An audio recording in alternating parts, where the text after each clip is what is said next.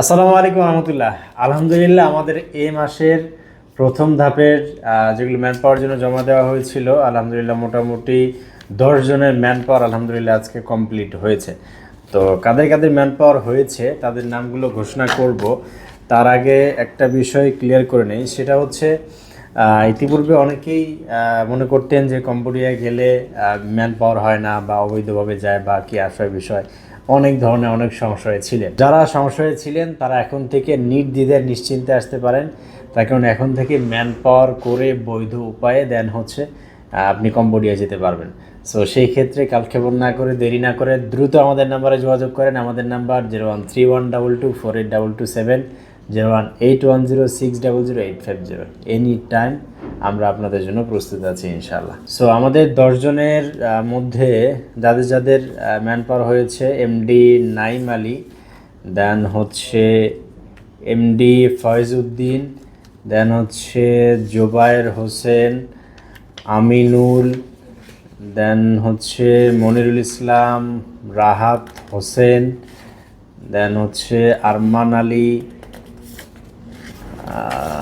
দেন হচ্ছে নীরব হোসেন ভাই নাটোর থেকে, দেন হচ্ছে আপনার আব্দুল মান্নান, এমডি আলম, দেন হচ্ছে তারেক আজিজ।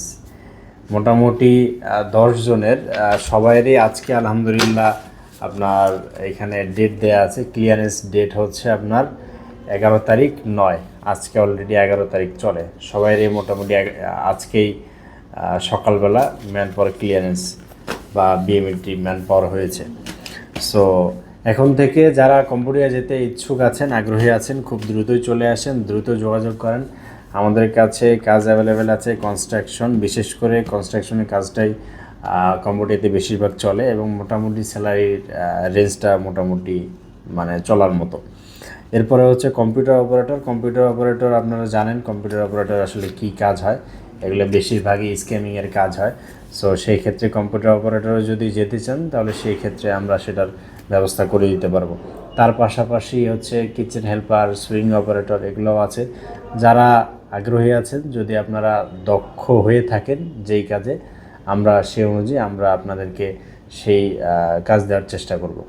সো ভালো থাকবেন, সুস্থ থাকবেন। আর যারা কম্বোডিয়া যেতে চাচ্ছেন দ্রুত যোগাযোগ করতে হবে। আসসালামু আলাইকুম।